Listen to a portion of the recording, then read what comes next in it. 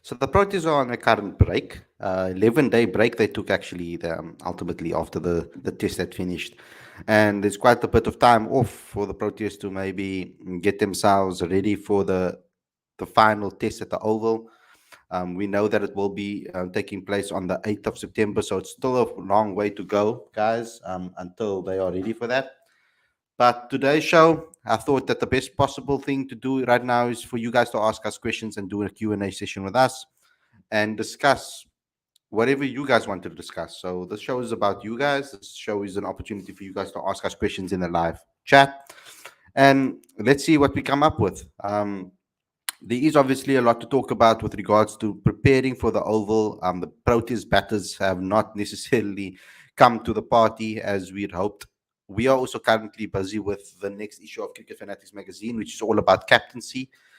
So we're looking forward to also bringing that out over the next couple of days. So there is quite a bit of things happening outside of the world. But before we get going with the show, before we get started, please click subscribe, click that notification bell for all future videos, and also get involved with the live chat. Get your questions in for this particular Q&A show. We're going to be answering your questions, and I know you guys have been complaining a little bit that we haven't been getting your questions every single night. Obviously, things have been quite hectic, so we haven't necessarily had the opportunity to get to everything. And tonight's your chance to ask us questions, and we'll answer everything that we can. Also, what I need you guys to do is please download the latest issue of Cricket Fanatics magazine monthly. Every issue is 100% free, straight to your inbox every month. Link is on the screen as well as in the description. And you can also help us grow South African cricket by becoming a patron today. Help us grow it, help us promote it by getting involved with a Patreon account. And also become part of cricketfanaticsmag.com. Every single day we post things, guys. We try to keep you up to date with what's happening in the world of cricket in South Africa from a South African point of view, features, reviews, previews, all of those type of things on the site. So go ahead and go to cricketfanaticsmag.com on a regular basis to keep our numbers up there. So without further ado, guys, let's get straight into today's video. Looking forward to hearing what you guys have to ask us. Let's do this.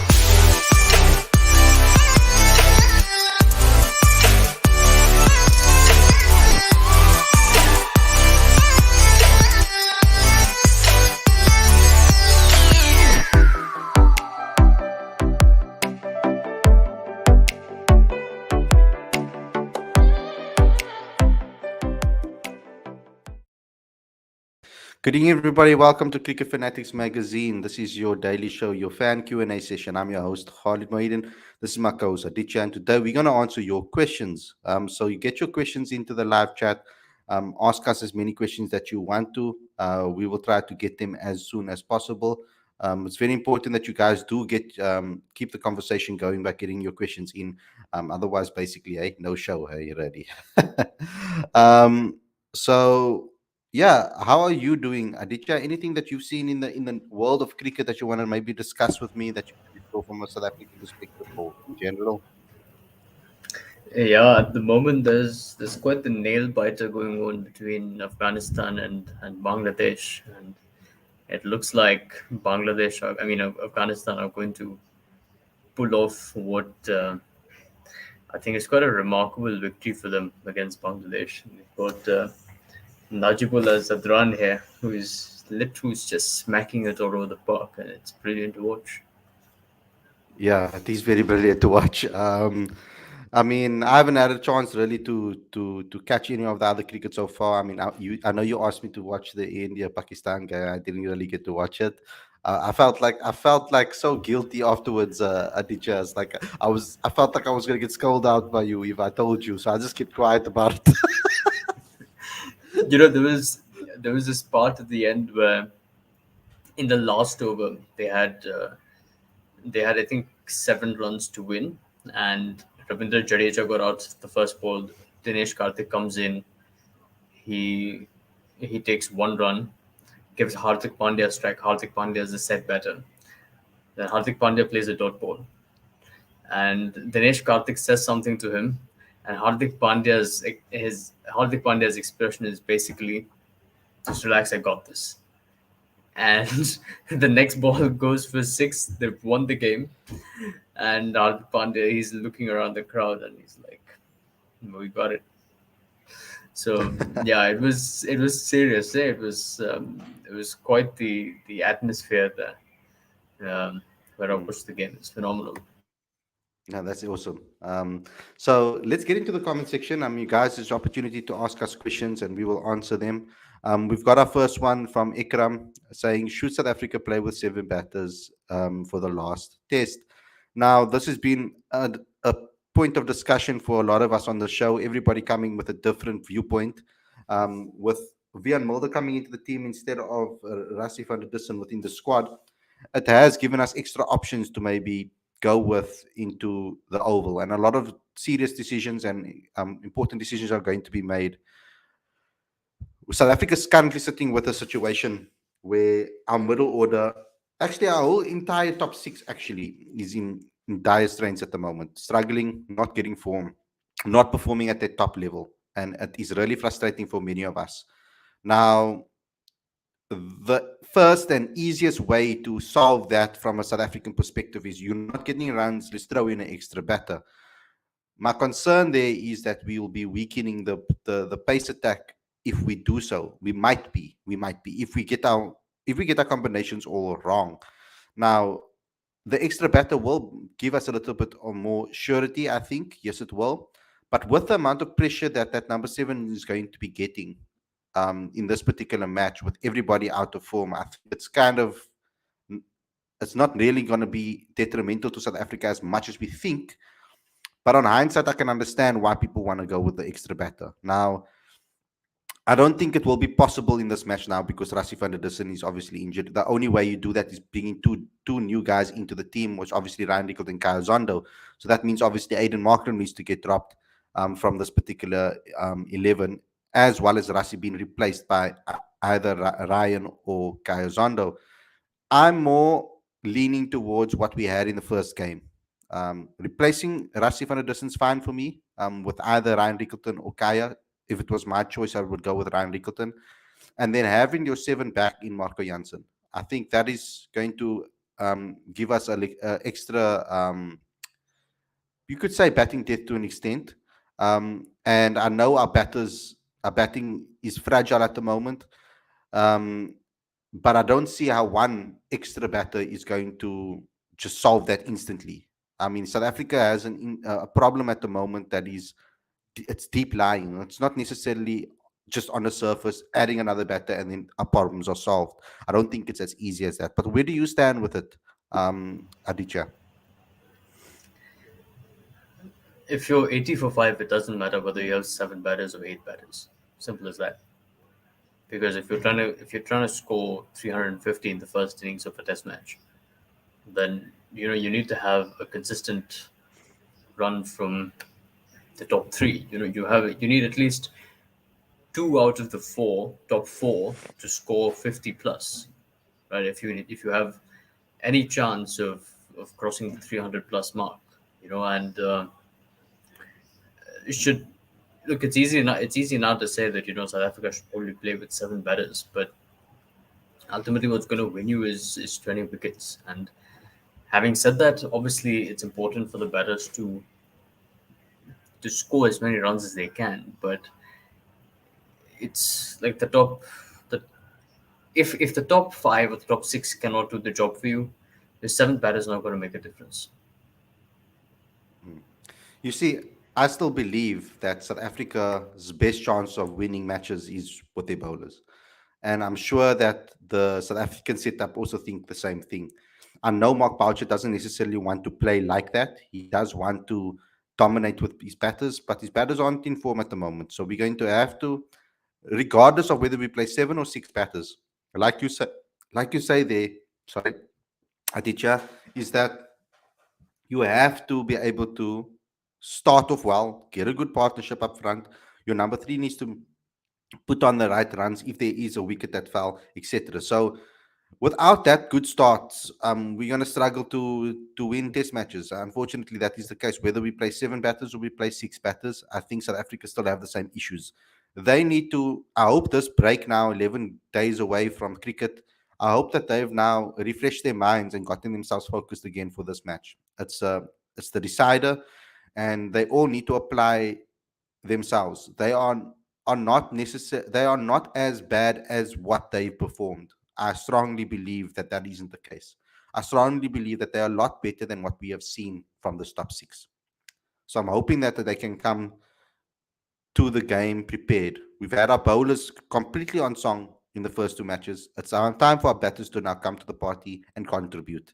And and as long as they do, we wouldn't be thinking about that seven batter even. Um, I do think that Marco Jansen coming back into the side is going to, especially at the Oval, will be very useful for us. And obviously dependable on the weather. And I'm not going to go looking at the weather conditions again because we've been so wrong every single test match. So I'm going to wait and just see. There's no point in us speculating. I'll wait till the morning. Let's see what happens, and then according to the conditions that they've seen overnight, in the morning they will make their decision on their lineup. But I think these guys need to now kick on. They're getting good. Some of them are getting good starts. They're not kicking on. KP for one of them has been doing that quite regularly, but I rather would like to see that than him not getting any runs at all. Like I'd rather let him get somewhere. Obviously we want him to convert and score 50s and eventually centuries as well, but he needs help. I don't think KP is coming to any game where there's been a nice foundation for him to um, to work with. He's always coming to the situation where there's one down early and he needs to see off the new ball. So I'm hoping that really that Sarel Irvia and Dean Alga can use their experience, use their connection, use their grittiness, use their mentality to try and put on a good performance with the bat up top. Because whether we're chasing or whether we're batting first, I feel that that will send confidence throughout the whole batting lineup. And I think that that alone is like an extra batter, in my opinion. So, from your perspective, going into this next match, um, do you agree that we should keep it similar? Maybe I know we will talk about this on our previous show, which will obviously be closer to the time, guys. Probably on the 6th of September, we will do that. Aditya, Why do you feel that the first thing that fans think about, or when batting is going badly, is the extra batter? Why do you think we fall into that narrative every time? Because that's where the vulnerability is for the South African team. The batting has been a problem for a while, and there aren't enough hundreds, there aren't enough 300, 400 plus scores, and that's why I think a lot of people feel like you have an extra batter, maybe it might offer that cushion that South Africa desperately need. But again, I think if your top six can't do it, your seventh and eighth batter are not going to be able to make that much of a difference. So if your if your strength is your bowling, then you should go for it. Um, but yeah, I guess it's the top six that need to take more responsibility. I think the lack Yeah. of hundreds is definitely a problem No, one for hundred sure. percent. I mean, we spoke about it yesterday on the yesterday show on how the lack of hundreds that have been happening since the 2017. Um, Gurav saying we need to win the next match because we are now two in WTC with 66%. And if we lose, we will drop to 60%. That will be a huge hindrance in our way to qualify for the WTC final because Australia series will be key, and it will be key. And I'm sure they'll be hungry for that. Yeah, but we need to win the series. It will give us an immense amount of confidence going into that Australia series and other series that we're going to be playing before that. Why don't CSA seem to have a succession plans in place when it comes to replacing players, whether they retire or just out of form? I mean, isn't it the logical things to do? That's why Markram still plays. It is the logical thing to do. I've been speaking about it consistently on this channel for a very long time that I have been very critical about our succession plan. Even if you do have your guys that you know for a fact are going to start every game, that should even make it easier to be able to find the next replacement because it's easier to replace something that you already have than something that you don't have. So, so what is nice to do is to look at this current structure that we have and have constant placeholders within that team. Now, Boucher seems to play with a certain style and structure and mentality. it's important that South Africa gets some mentality monsters into this team. Some guys that have big, they have a massive coping mechanisms with pressure. Um, Guys that will be able to stay calm when the pressure is on. It's very difficult to find that. But you look for the consistencies within the domestic setup, and I'm sure you'll be able to find guys that have been prospering under that pressure. The succession plan needs to happen when you have a core group of experienced guys already in this team. I said that we still had it when Quinton de Kock and Temba Bavuma and Dean Alga, Dale Steyn was in and out of the team at the time as well. Um, with KG Rabada as well in this team, you have a core unit of experienced players that have played a lot of test matches. You would have had a group of players to be able to blood in the next generation of talent that time already. It would have been a lot easier for you to then make that transitions into the new era. The way they handled the Quinn Cock retirement thing, I think they did quite well. You started seeing Kyle coming to the team even when Quinny was there. And I think that succession worked well. But I feel that they need to do that for everything from 1 till 6. Every single position needs to be like that.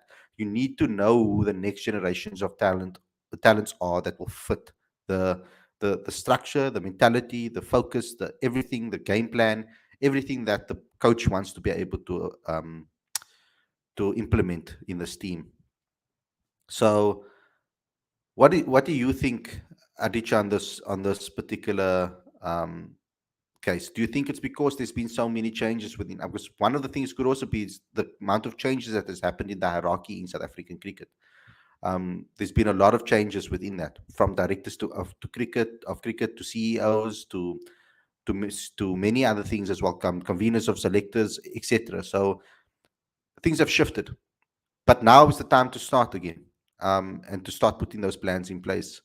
Uh, Perhaps to an extent, maybe this team needs to get a little bit more experience now, I guess, seeing that we don't really have much experience in the team.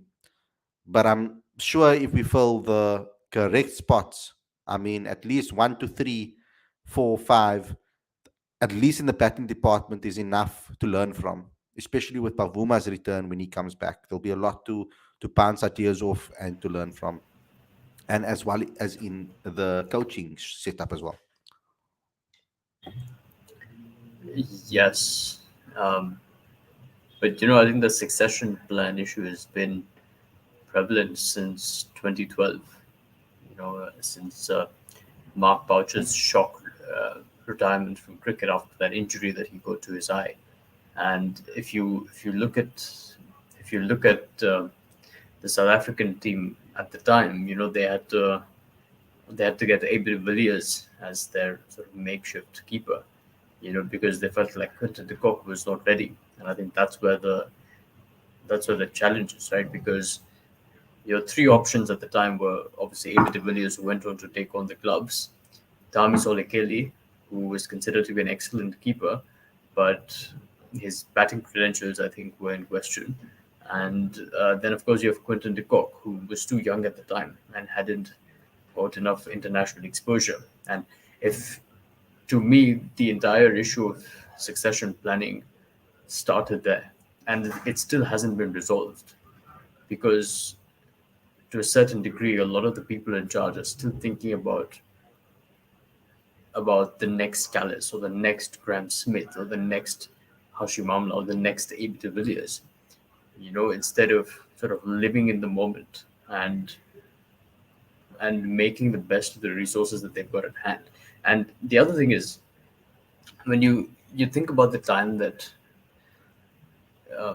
the whole IPL versus country issue happened, when the South African players left for the IPL instead of playing the Test series against Bangladesh.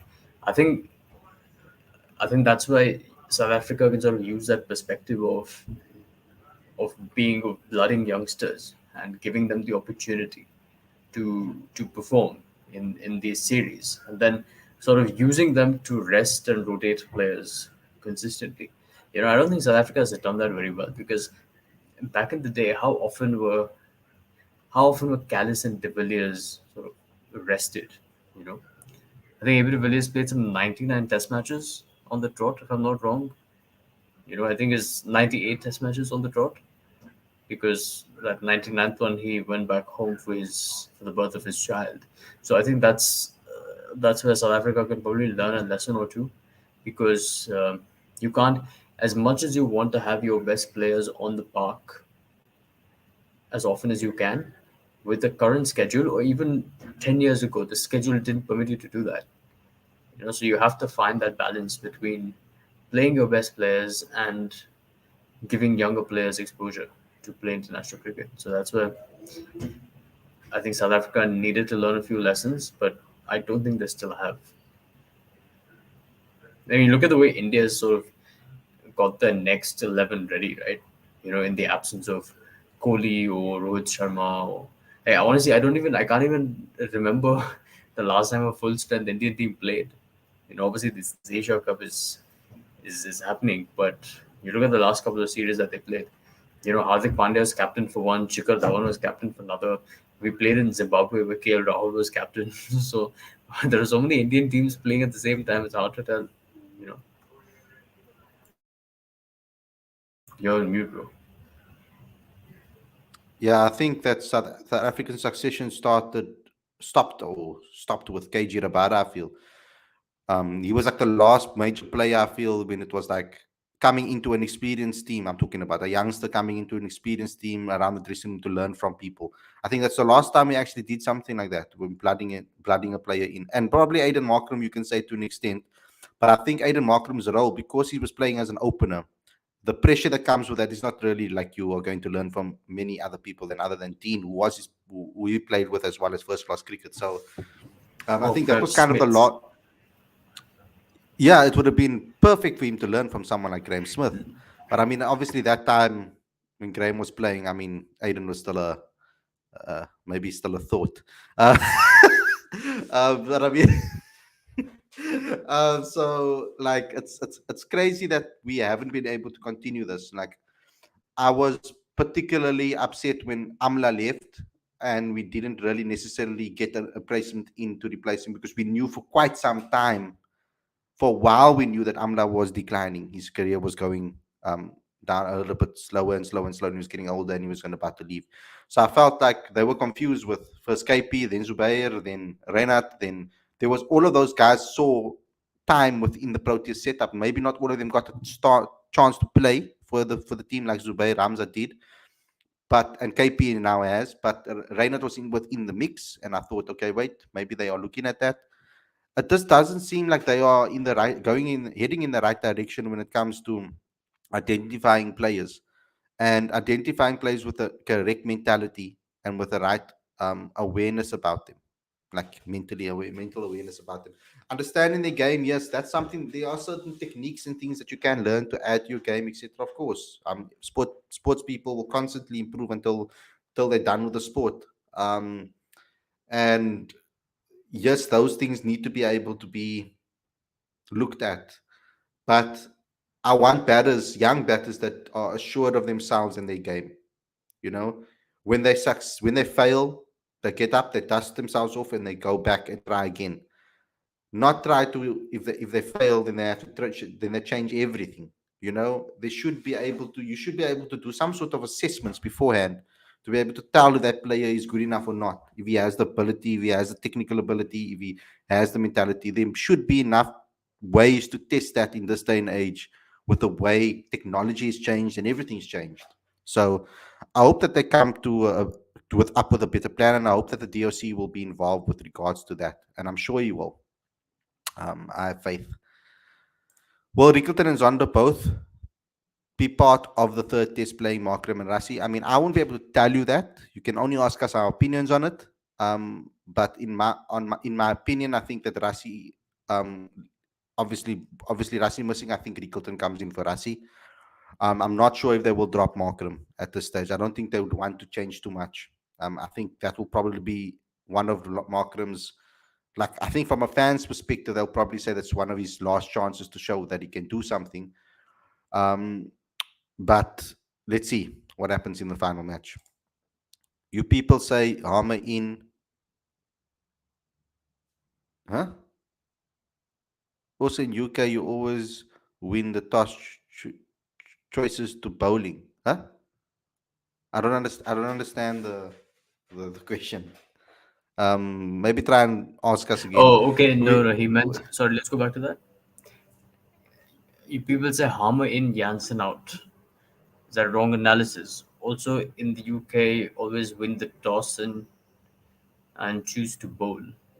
Um, you're obviously referring to the previous match. You see, no. is it not? Go ahead. Go ahead. Go ahead. I don't know. So you can answer it. Look, I think it's if you go back to the statistics of that last game when South Africa batted first and were bowled out for 151. The bowlers, for the duration of their innings, they had zero point 0.5 degrees of swing and 1 degree of seam. And you compare that to the test matches that India played in England last year, it's significantly less than that. Yep. So what? So zero point 0.5 degrees of swing and 1 degree of seam is not too much. Hmm. Um, I mean, so I and I think think Khalid also, yeah, yeah, we've said it so many times already on the show in the last yeah, 2 days. It wasn't the it's a conditions; it matter was of the way we execution. batted. Execution of the plan or the batting plan was completely wrong. I think they were predicting that it was gonna swing. And because the wickets fell so quickly, I don't think there was enough time to consolidate with each other and realize that it didn't. By the time they did, it was too many wickets down. So because definitely Jimmy Anderson is not going to be standing after he bowls and say, "Oh, the pitch doesn't swing," or "Oh, the conditions don't swing, it don't work, it's not swinging. I think I should." He's going to keep that within his bowling unit and his camp to keep that information away. Because the way the ball was moving, it seemed like there was on because of the way where the ball was ending up, etc. It came across like it was swinging a lot, but it was the amount of sea movement off the pitch and the movement of the pitch that was causing troubles. Just Ginger Josh says, thoughts if there's in what is that? How does that song go again? From Just Ginger. I only know one of these songs. I really like it actually. It's only one song. If there is joy in this world, something I can't remember. I can't remember the exact thing. But yeah, he wants to know on Markram and the way he keeps losing his wickets. I just think it's a bit irresponsible at test level. It is a bit irresponsible. I don't know what's going on with Aiden, to be honest, to talk about the test arena. It's strange to me because people, everything that we say we should do, he does, and he does it, and then he comes back, and then we have the same issue. So it's not like the things that we are doing to try and help him, like send him back to domestic cricket, is helping him, uh, etc. So crazy. I don't know what's going on with Aiden Markham's game, to be honest. I don't know if it's too much influence from the T20 arena and he's changed his game in that. I know he's changed his game in Test cricket too. We saw it in the Pakistan. The way he batted there was something different to what we are normally used to from Aiden Markham. Harley, do you think there's a way back for Hamza, and how far is he behind the picking order now that he does he go straight back in? I think he still needs to go through the channels. It was an unfortunate thing that happened with him, and he needs to learn from that mistake and go back to domestic cricket again, I guess, and put on the runs and then get selected again.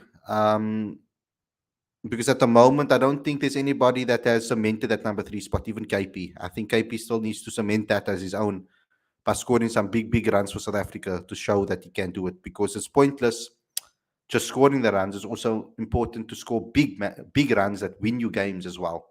And our batters need to start doing that, start winning us games. They haven't won us a game in a very long time. It's been our bowlers that have been exceptional. So I'm really hope that we can get something out of our top 4, top 5, at least minimum top 5, to be able to go ahead and show what they are capable of and really put on a performance that makes us as fans happy. Um, Khalid, right now, the main focus is on Markram and Rassi. If they get dropped, I think people might shift their attention to KP and Cal. Talks already brewing in that regard. Thoughts? Um,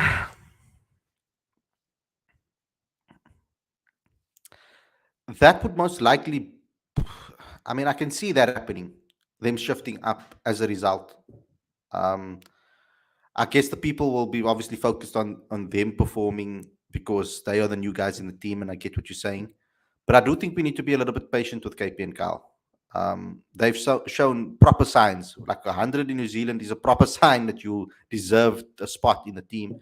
Also, um, I think the amount of 50s that KP scored in a short space of time, he showed against India what he's really capable of doing. He just needs to kick on and go further.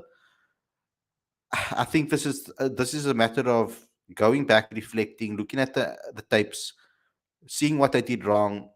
It's not like Royd and Anderson are going to suddenly bowl differently in the last game. We know what they are, what they can do, and what they do. We just need to be 100% prepared for that and all our angles when it comes to facing them. Don't you guys think Janneman Malan can do a better job at position 4 and 5? Well, I think Janneman Malan needs to bat another season at number 4 for Boland, where he scores consistent runs again. I think he made a position change recently to number 4 for Boland, and so now we need to see if he can do that consistently in red ball cricket. Um, at ultimately, red ball cricket majority of the time is about consistency and finding your rhythm and finding a game plan that really suits you and your style of play according to the conditions. What is your thoughts on that, Aditya? Because as you know, we've said it on the show before that Yanaman made this his switch to number 4 recently. Uh, he's possibly eyeing that number 4 spot for South Africa one day. But do you also feel that he needs to do maybe another season in that position before he gets a possible trial, you say, with the team? It would be a big call because obviously, in effect, it would mean that you're dropping Aiden. But the other thing that we have to remember is that Aiden has historically been an opener in Test cricket. So he's also new to the number 4 position. And, as much as we talk about Aiden's lack of form in red ball cricket, I do think that the selectors are going to take into account that he's batting out of position.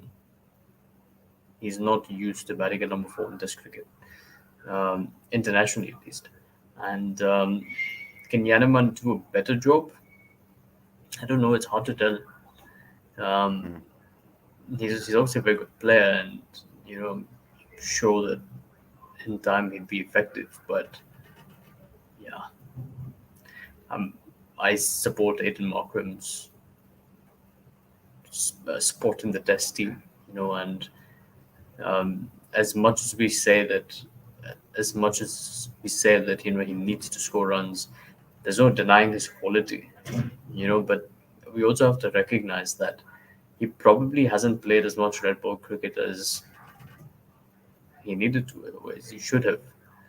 Uh, and that's the unfortunate reality at the moment of white ball cricket clashing with red ball cricket. Yeah, because red ball cricket is not something you can just rock up and play. There's a lot involved, mental preparation, strength, everything. There's a lot of things you have to do to prepare yourself for the game, and it's not just something that you can just. You need to play and get hours out in the middle. Um, like for anything, you need to be able to prepare yourself and condition yourself for the game. It's very important that that happens. Um, um, there's no news, Lorenzo, on what the announcement will be about. I just got a meeting to say join us for a exciting announcement, and that's about it. I never really got any extras on what it is about. Um, so let's wait and see for that. Um, should SA play 2 spinners again at the Oval, or will they go back to an extra seamer? If they do, which spinner do they drop? I think they drop Simon Armour and Janssen comes back in. I think that's the change. Simon Armour didn't necessarily have a very good test match. And I wouldn't have. I mean, I back Rory Kleinfeld's statement at the beginning when he said we should have just kept the same team, and I see why now. Um, there is some wisdom in that man. After all, we all knew that, and I just finally we got him to come on here and come give us his thoughts. So we should have listened, I guess. Um, But that's what happens. You learn from your mistakes, unfortunately. Your final words, Aditya, on your side.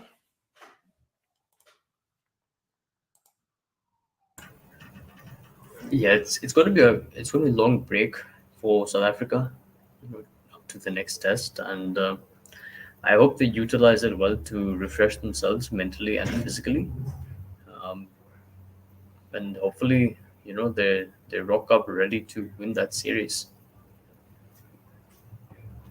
And yeah, and I hope they put emphasis on their personal game plans and not on a team game plan at the moment. I think that what the best thing would be for South Africa right now is for the players and the batters to go within themselves and do trust what worked for them in the past and go back to those basics. It's about putting runs on the board right now. Our bowlers are too good for us to not to be able to put runs on the board. They need to go ahead and put runs on that board.